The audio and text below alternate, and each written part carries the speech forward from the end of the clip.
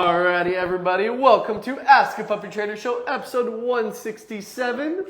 And you have Bethany and Sparky here, and we have a new little member. Bethany, do you want to talk about our new little member here?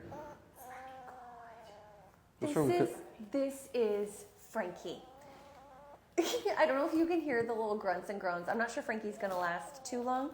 Hi, little Frankie. How old is Frankie? She's 9. 9 weeks old. She's a baby. She's such a baby. Oh my God.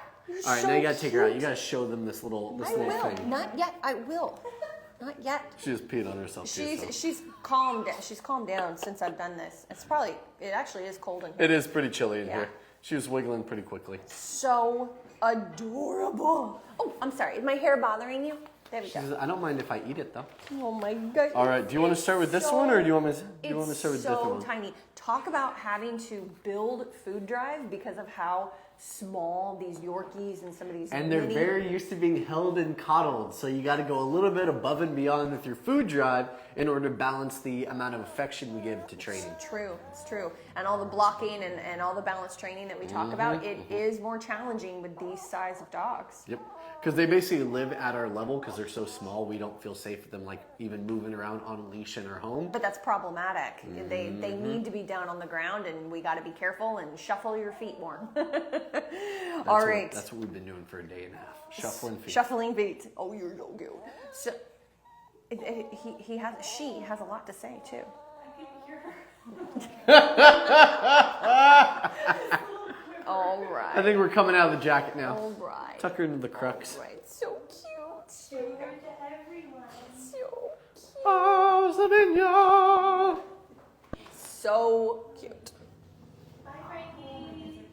Was today her first day? Second day. Second day. Oh my gosh. She's very sweet and she knows it. So cute. Okay. All right. Jumping in. Puppy question. This holy schmoly? Person. What? Is it holy schmoly? I don't know who you're talking about. For holy schmoly. This person contacted us on every platform, so you better believe we're going to pay attention. And this is a great question. Every platform. I love this because it's a really technical question, and sometimes stop worrying about all the side stuff, and just start to do the work. But this one I really, really like. I think it's really common, especially for dogs that are the size of Frankie. This can actually be a huge game changer. Love your videos. Have a question. We want to hand feed our puppy all of their meals, but we saw your advice that puppies' kibble should be wet. So should we be hand feeding dry kibble while training and soaking it, or feeding from a bowl? When we soak it and feed her, she does take it, but she's not interested in dry for training. We're so confused. Thank you. I think this is from Megan. Okay, so for me, when I first get a dog, the first week I have them, even large breed dogs, this is going to sound crazy to some of you, but I'm a trainer. This is what I do. It's crazy lady stuff. I am going to set their food out on the counter for like 10 minutes with just a little water in the bowl, so all their dry kibble becomes spongy. And put gloves on if that texture freaks you out. I'm not sensitive to that kind of stuff. I can care less. But some people, lots of trainers I see online, they wear gloves. And I'm wearing gloves for creepy person, over here. Or not creepy person.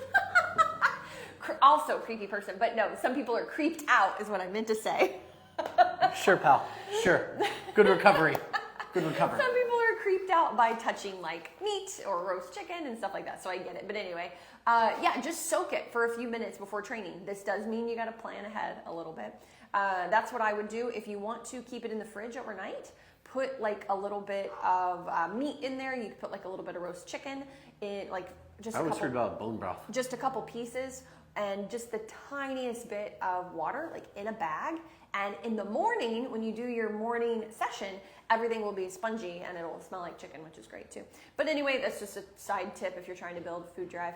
But anyway, that's how I would do it. And I can feed things, one at a time or a handful at a time of spongy food. And that is how I would do the first week with almost any puppy, but especially medium and small breed puppies. In fact, small breed puppies like the one that you just saw, a lot of times they absolutely refuse dry kibble.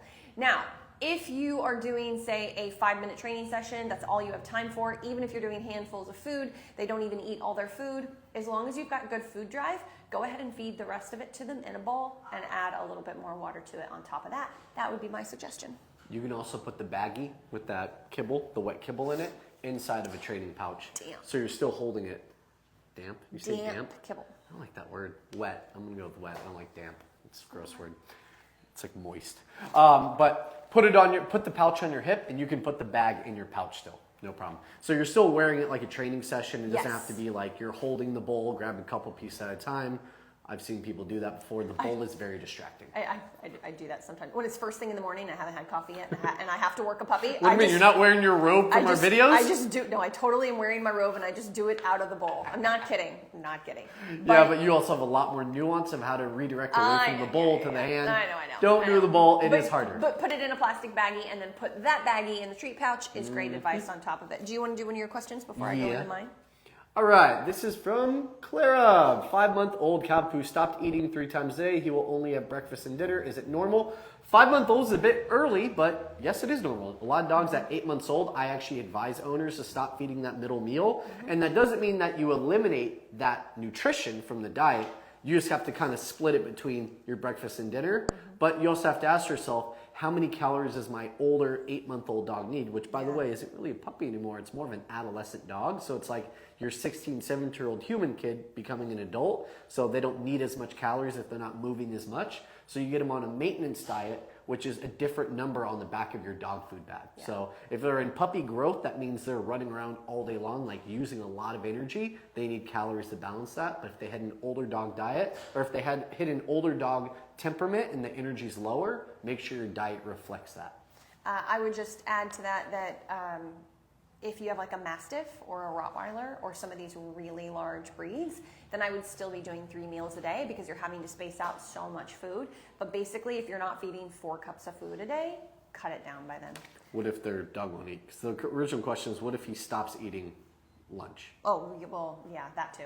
So if he stops eating it, it's okay. Well, I would also cut down on food probably, unless they're super skinny. Sometimes we might get a Vizsla in here, or some of these breeds. Sorry, yeah, go ahead. Some of these specific breeds, they actually do need more food spaced out. But if they're not eating and they're regulating themselves, and there's not a specific issue, then you have to listen to them. Honestly, you should listen to them. Are you talking about like the giant breed of dogs, like the larger breed size dogs, because they have to develop over a longer period of time, Correct. so they need that middle meal for their nutritional development? Rotties, Great Danes, Mastiffs, so that's English nutritional Shepherds. Development. Yeah. It's not just we want them to eat that middle meal because they're a puppy. That's specific to the type of breed and the size they're going to be. They're eating so much food, they're going to be growing for a longer period of time, developing for a longer period of time. Bernese Mountain Dogs is another one. And now, so if they're not eating breakfast or dinner, or they're eating breakfast and dinner but not lunch, you're cutting down breakfast, you're cutting down dinner to make room for that middle meal so they're hungry for it. I'm just finishing off the question. Or maybe they still need 4 cups of food a day. I don't know. It depends on the dog. Okay. We did yours. Danielle says, this is an Instagram question. Thank you for being here live. We always want to try to prioritize live questions when we can. My 1-year-old mixed pup doesn't eat in the morning. Oh, does eat? Oh, just like a bite. She eats like a bite in the morning. I leave it down for an hour like you recommended. Did we say an hour? And then pick it up. She devours her dinner. What do I do to get her to eat? So if we said an hour, I apologize. It's like 10, 15 minutes, okay? And then and then it depends. If you're still in the process, 1 year, you're probably not training for her food. This is not uncommon. A lot of dogs prefer to eat at night. Some dogs will even eat throughout the night. And so sometimes I'll make an exception for the 10, 15 minute rule. It depends on the dog, the situation, the household, all of that, like their goals. But for me, if I want to create urgency and I need to get these dogs eating, it's going to be you get 10, 15 minutes. And I want to say I promise you, but there are always exceptions to everything. If that dog's not getting enough food at night, the next morning she's going to eat. And so that's what I would do. I've been trying to read the questions this whole time. Cool. All right. Huffer says, we have a 6-month-old Cavapoo. Sassy. We do your online course, and he's on schedule. Okay. When my daughter and I play with tug toys, he darts at our hands and sometimes face. Can you please help? Do we have a leash on our puppy? Because if we have no leash, then there's not much you can do to counter that. I mean, you could do a body block, but I feel like it's definitely harder for young children to do that.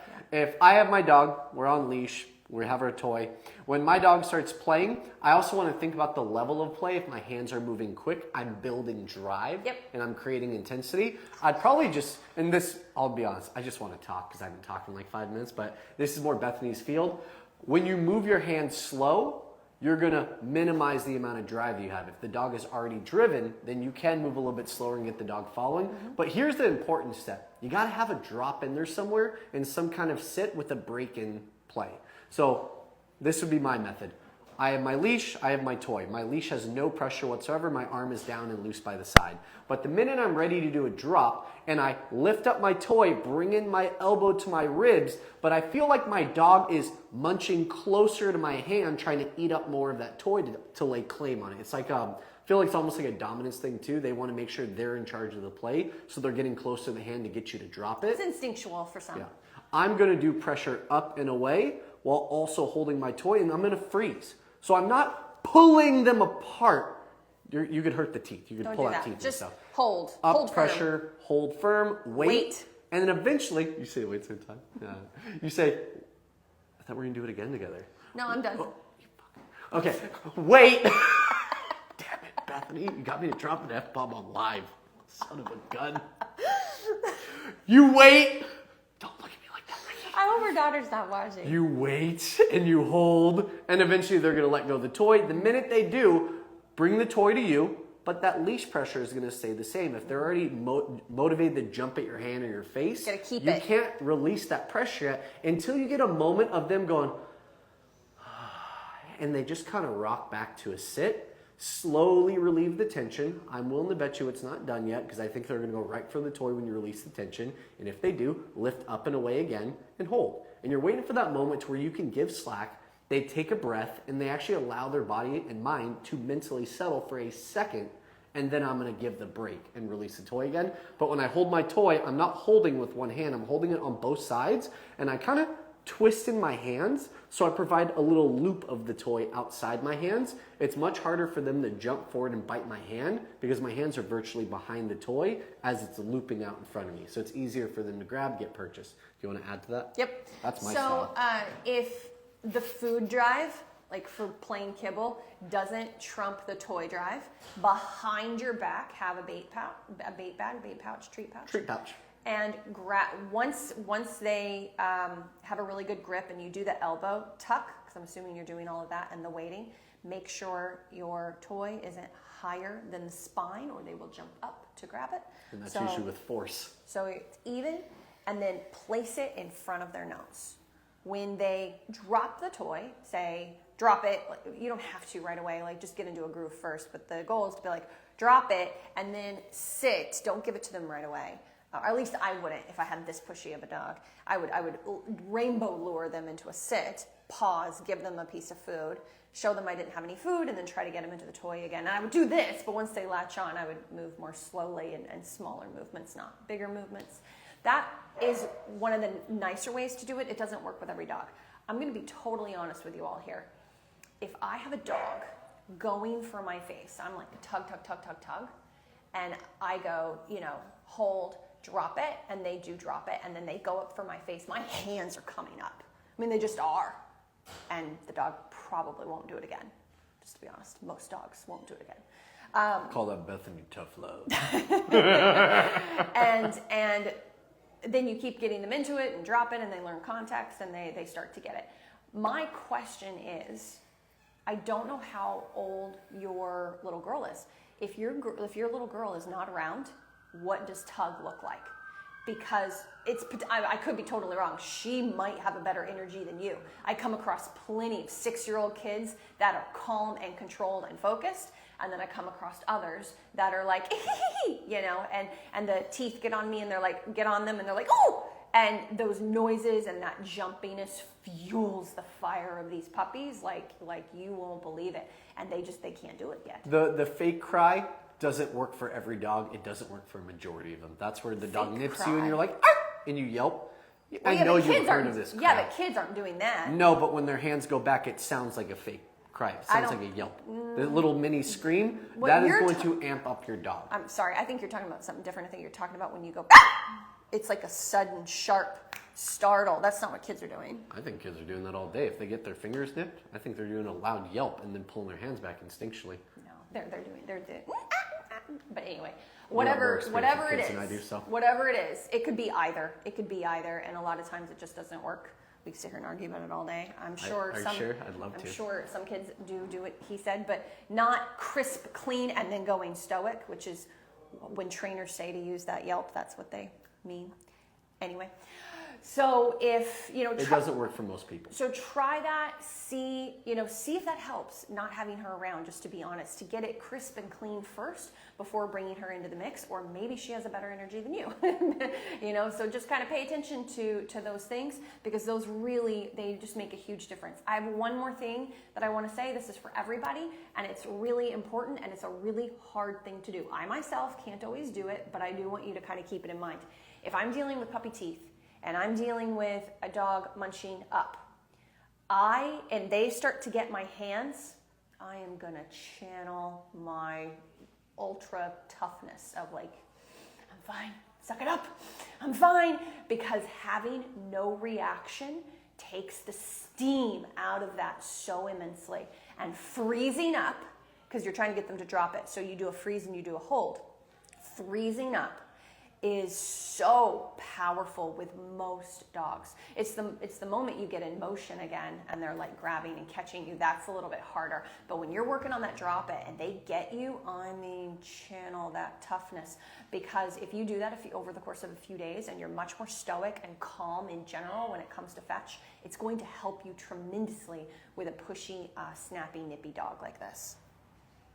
Kids can't do that. Don't expect kids under 14 to be able to do this. Can you invite her to our 4 o'clock for our online class? Oh yeah, if you're part of this, if you're part of the school, Jump in the 4 p.m. We live, have guys. so for anybody wondering, like we had this comment, this really, really great comment. No, but that question was from an online student. Right, but I just want to. She's tying it all in. I'm segueing the shameless plug here. Mion says, please help, new puppy coming in, 8-week-old Yorkie-Maltese. Any tips? I don't want to do anything wrong.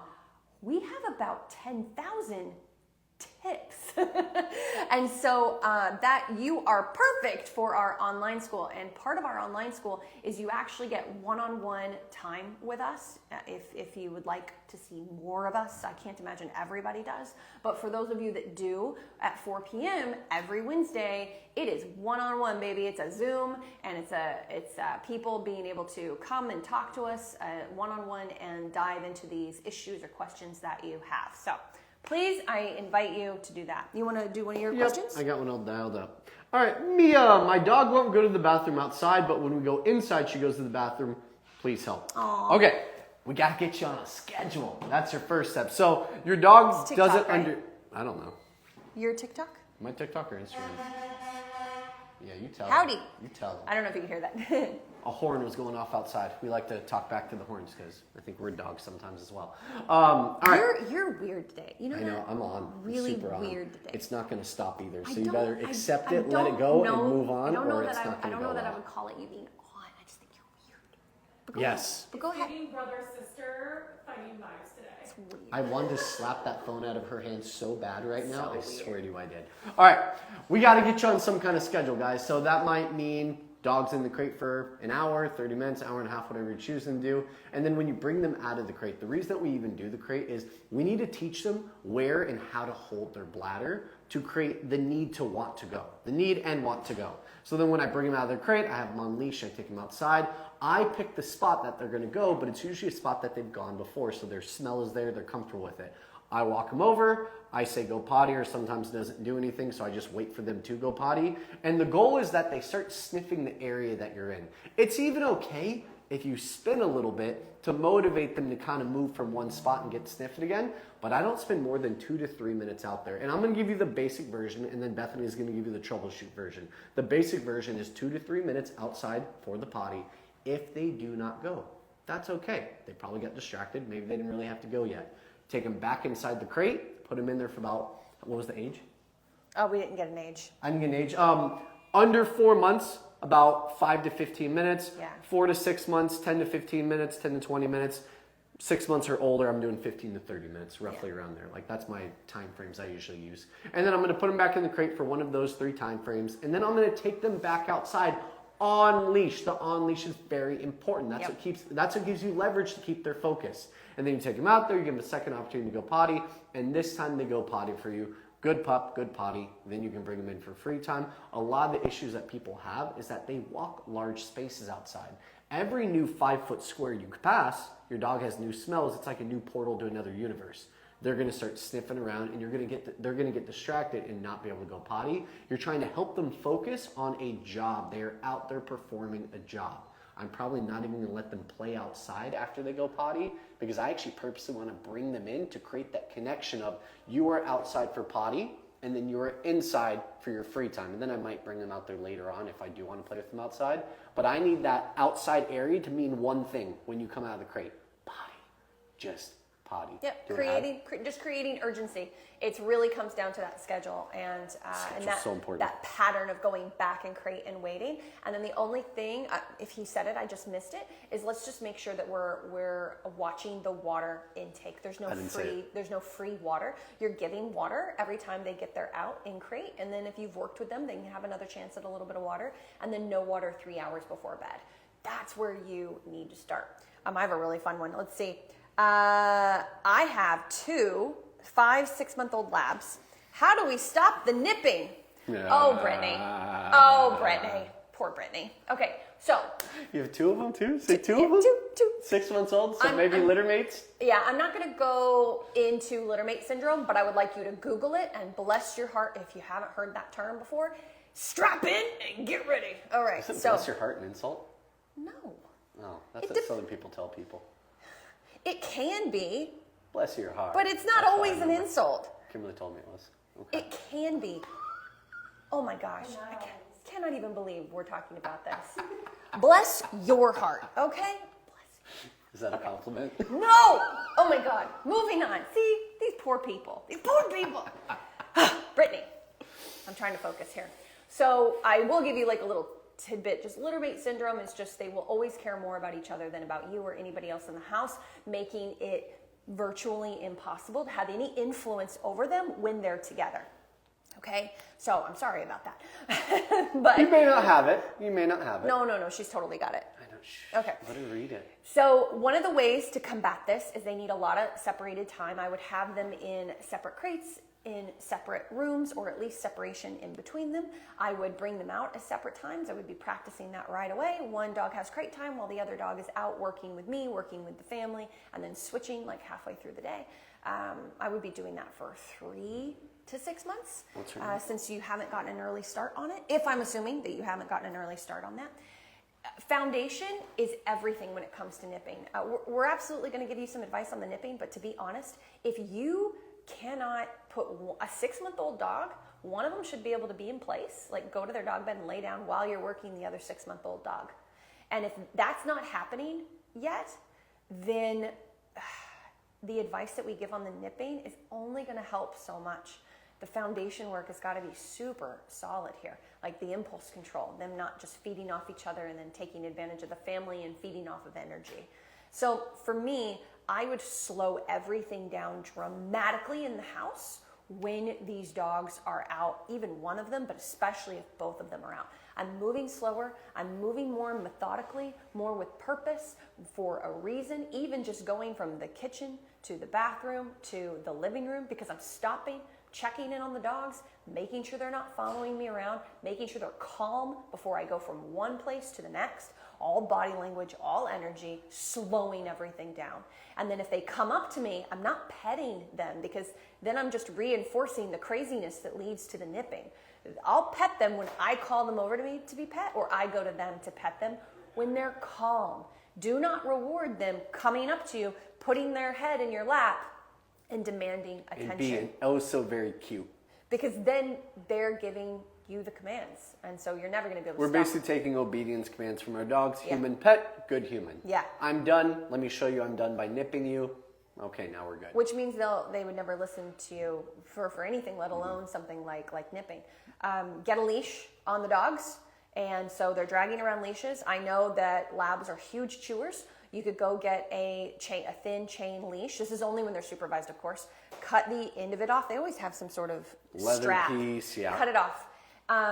And that way, when it gets rough, you can pick up the leash and you do pressure out and away from you and straight up in the air. And you're not lifting the front feet off the ground, but it is like significant pressure where they have nowhere to go and they have to choose to settle back. They don't have to sit. You'll feel them through the leash on like a flat collar. I would get martingales for these dogs in the house, and you can just feel them settle back. Cloth martingales. Then don't let go of the leash yet. Just relax the leash. Continue doing what you were doing. They go right in for it again. Pressure. This is going to take a lot of rinse and repeat. But the big thing for me, I bet, is affection and excitement in the house. Like, that's got to get work done. I got a piece of advice, but it's not good advice. What does that mean? And I'm not writing you you mean not off. fun advice? Let me deep dive. So, I'm not writing you guys off by any means, but I walk into households with 6-month-old labs, littermate syndrome, and as a dog trainer of 15 years, I struggle. Even doing my job in that situation. That's a good point. For an owner to do what we're asking you to do, I mean, you At might 6 be months. so diligent, Yeah. you'll knock it out of the park. But if there's even a little bit of softness, I'm just going to call it weakness. It's weakness for your puppy. That's because that's how they view it. Yeah. It's the weakness of wanting to give your dog love. Yep. When it should be training its affection instead because they're being cute. That's really, really hard to differentiate. A trainer walking in your house will say, that's not good, that's not good, that's not bad love, that's not good, that's not good. And he or she can at least show you where it starts, where the main issue is. Oh, I see what you're where to saying. start with them. He's saying you need to get a trainer in your house and take a look at the situation. You need a professional to break down your household, a balanced dog trainer to come in and break down your household and to say, this is where this issue is, this is where this issue is, and this is where we start. Because we can give advice all day, but man, it's super tough. Littermate syndrome is so tough. Maverick and Cowboy, how adorable is that? She says she is not offended by my bless your heart. That's because I didn't mean it offensive. I meant it. I gotta rib her for all of those because she ribs me for them. In a sympathetic way. Okay. Caitlin says, 8-week-old, haul him in a couple days. Tips for making him comfortable and crate on day 1. Honestly, comfortable and crate, you just put him in and you shut the door and you walk away. And you got to see And you see what he does. Oh, I got one. Are you done? But I would say, I personally, this is just a personal opinion, when they're that young, they don't tend to be destructive in their first few days. So I will have some old towels and things like that in there for them to curl up on. But they are going to probably start trying to pee on them pretty quickly after they get comfortable or chew them up and ingest. It's really just for those first few days to get comfortable, and then I'm probably pulling them. But that's what I like to do. You can also usually drop your breeder a 20 and they'll give you one of the towels that the mother laid on. Yeah. That's always really nice because there's a pheromone that they release when nursing that actually calms down little baby puppies very, very quickly. Like babies. Yeah, there was one more thing I wanted to say for that. Let me read the question again. Best tips for making him comfortable in crates. Nope, forgot it. Probably wasn't very good advice. But anyway, hopefully that gives you an idea. But get the other thing is get on a schedule. That puppy needs to have predictability from the moment they walk in that door. What do you say about affection for an 8-week-old super cute little wiener dog who just came in here a little while ago? Oh, it's so minimal. Why did we only hold her for 3-4 minutes? It wasn't just because she was whining. Yeah, it was because we pre-agreed before ever bringing that puppy in. 5-minute max. She does have separation anxiety. It's pretty bad. Most wiener dogs do. It's just kind of a thing that they have. They're very close dogs to us.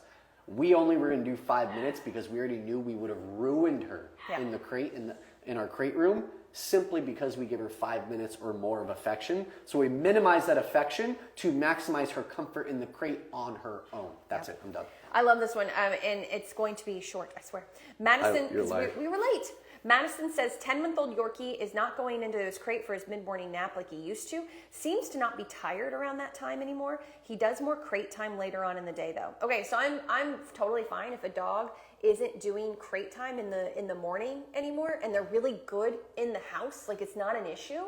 And so they're, you know, laying around, they're not getting into things, and they still are having some crate time every day consistently when it's daylight out. I love that. But I am going to put you on blast a little bit, Madison, and I may be reading into this incorrectly. So I apologize in advance if I am.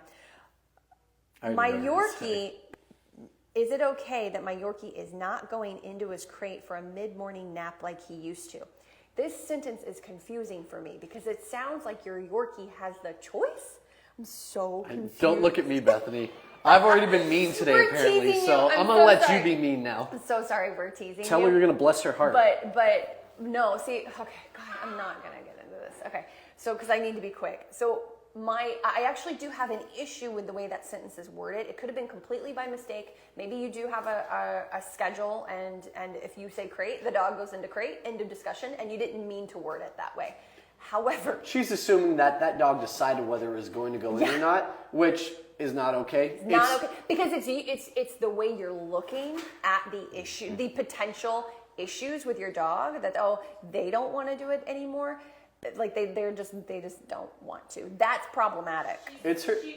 Yay, haha, I don't give him a choice. He just whines for 15 minutes while he's in there. We like Thank that. You. We Thank like you. that. Because we're going to say it's okay for him not to sleep in the crate and to whine a little bit, but it's not okay for him to make the decision not to go in. Yes, exactly. Thank you for the follow-up. We appreciate Yes, that. thank you. Madison's like, no, I'm not like that. Okay, so after 15 minutes, I do go in there and get him. No, you gotta let it ride out. So definitely don't ever let your dog out of their crate for whining. Human come, human open, good human. Good human. Yeah, that's your whine. That's exactly what he's doing. Giving Now, you obedience commands. Now, if you think that there's a potty issue, that's different. They're having diarrhea or a younger puppy for potty, there are different whines and you'll have to learn those. But definitely don't let them out. You need to wait for at least a few minutes of quiet before you let them out of crate. And I would leave that dog in there. This is so important. It's the same with kids and adults too. This is a huge issue with adults too. We do not need to be tired and fulfilled by life to be able to be bored and hang out and just chill. And so you want to be training your dog to be able to do that now. It's so important. And it's hard for adolescent dogs, but you got to practice it now. It doesn't matter that your dog's not tired, guys. They need downtime, and they need to be like you say, this is your downtime, whether you like it or not, and we're going to work through it if we need to. But it's got to be something that they're practicing regularly, has nothing to do with being tired. Unless there's legitimate separation anxiety, that's a whole other thing, not what's going on here. I think you might also get helped by, if you're not doing supervised separation outside the crate for some part of your free time, your dog is probably near you roughly the whole time. Yeah. You need to create a little bit of space from your dog before they go into the crate. Like some place duration across the room. And you can do a back tie. Anyone hearing this, you can do a back tie if you've already taught place in some version of place duration. Yeah, great advice. So it's D-U-R, not S-U-R, duration. Great advice. All right, guys, thank you so much for joining us, and we will see you same time, same place next week. Bye. You gotta do thumbs, Bethany. Yeah!